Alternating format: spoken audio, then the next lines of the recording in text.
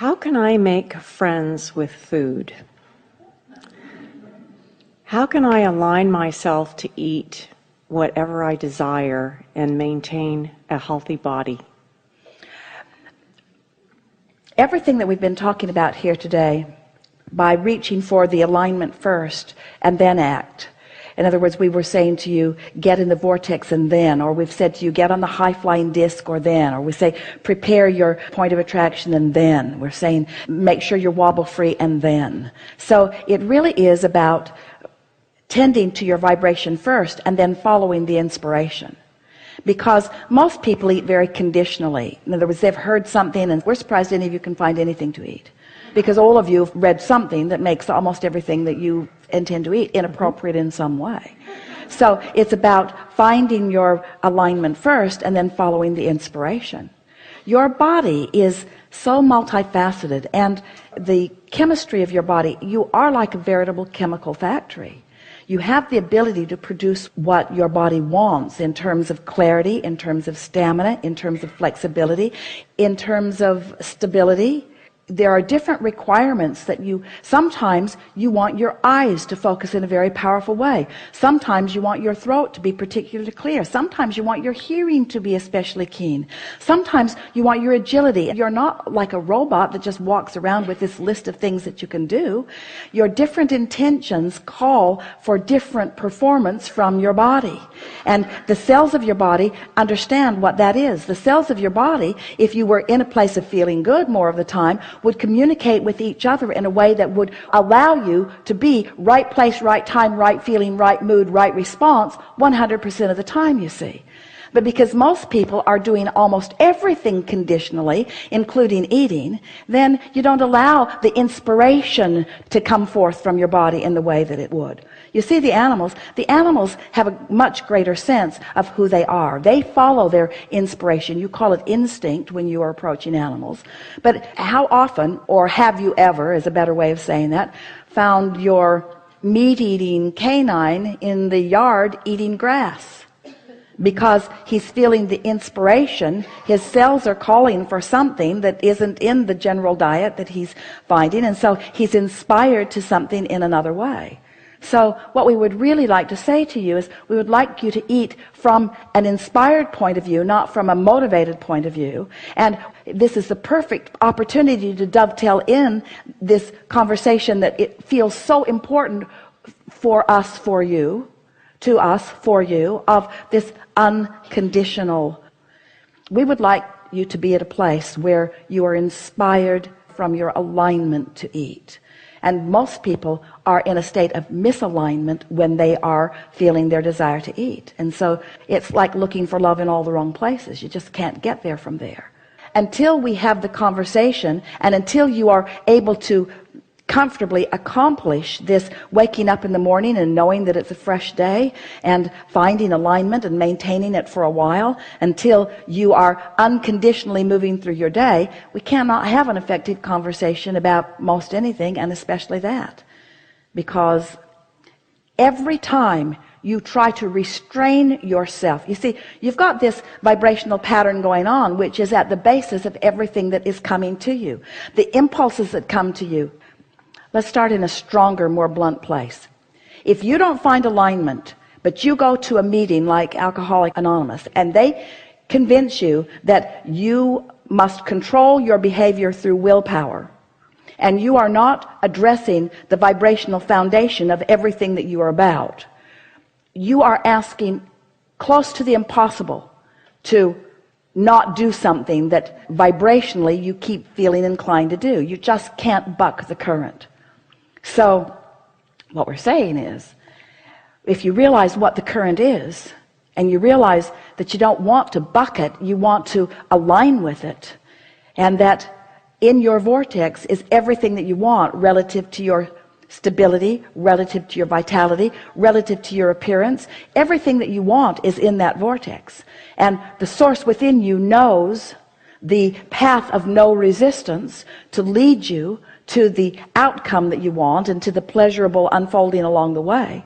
So if you've taken the time to wake up in the morning for several mornings and you've decided that you want to feel good, and so you're going to hold yourself in a less detailed, less conditional response to life just for a little while, and you focus yourself into alignment. That's what meditation does for you. It's the same thing too.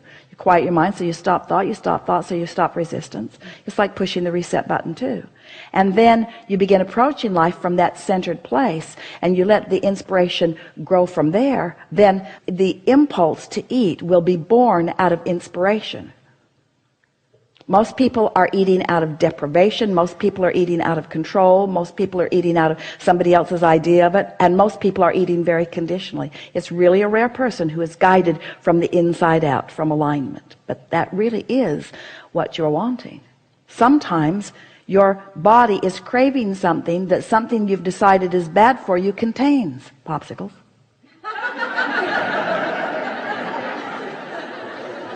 Sometimes.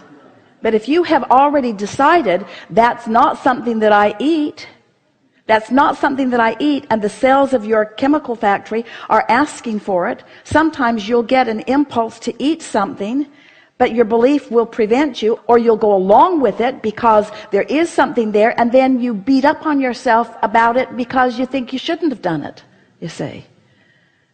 Aligned eating. We want you to get into the vortex, and then we want you to get on your high flying disc, and then we want you to get into that unconditional place of love, and then watch what happens. And what you'll begin to notice is there are a whole lot of things that you have been telling yourself you shouldn't do that you were doing anyway, and so you say you shouldn't do it, but you do it anyway, so there's still contradiction in it. There are a whole lot of things that you've been telling yourself you shouldn't do because you've been trying to control the conditions based upon somebody else's feedback, that if you were really in sync with source you would do, because the conditions in and of themselves are not problematic. It's the vibrational chaos in the conditions that's keeping you from the well-being that you're looking for. Now we're talking like non-physical, who are not dealing with the physical, we know. But everything that is physical is a byproduct of this non-physical energy. Everything is energy in motion, you see. And when you start dealing with the energy and lining it up and then following the impulse, you're going to live blissfully ever after. You are. Next time you catch yourself saying, I shouldn't do that, just stop and ask yourself, is this really the approach that I want to have to life? Is it really what I shouldn't be doing? Or do I want the inspiration about what I'm wanting to do? We don't want to say, take our word for it. So we will just tell you what we know to be. And you can take it or leave it. There are so many things that you are depriving yourselves of for no rational reason. So to get specific, if I start out in alignment in the morning, and then I have 3 meals at least a day, is there a way you can suggest of aligning myself before that meal that I allow myself We would say, in the same way that we were saying to our friend, don't think about your enterprise, don't think about the job that you're looking for. We'd say, don't think about finding the perfect path. We'd say, let your alignment be unconditional.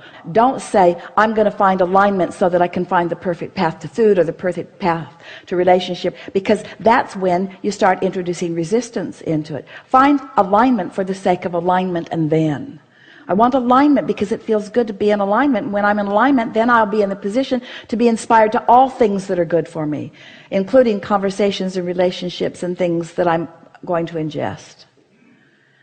Can you feel the difference? Esther said, aha, Abraham, I've caught you. I've caught you because I'm joyous, but these are conditions that I'm focused upon in my joy. And we said, you were joyful, and then the condition came. You were joyful, and then your awareness and your ability to feast your eyes in a way that you had not done before happened. Alignment first, and then. Does it feel difficult to find this alignment? Does it feel boring? It might feel a little boring at first. Sometimes you like the drama of things. It's like, yeah, let's just get our mental minds together. Let's just challenge ourselves to sort out the details of these conditions ad nauseum. Let's just get in a mental match. Let's just find out who has the most that they can say about that. Let's just debate this issue. But let's just defend our positions and see who has the most stamina. Who will call uncle first? Who will give up first? I will just wear you out with my willpower. I will just be so certain that you'll just give up. In other words, that's the way those things usually go. Or do you want to find alignment with the source within you so that you can approach life from that purely aligned state of being? Mastery that later translates into inventions and ideas of solution and attraction of resources. That's first a mastery of energy, you see.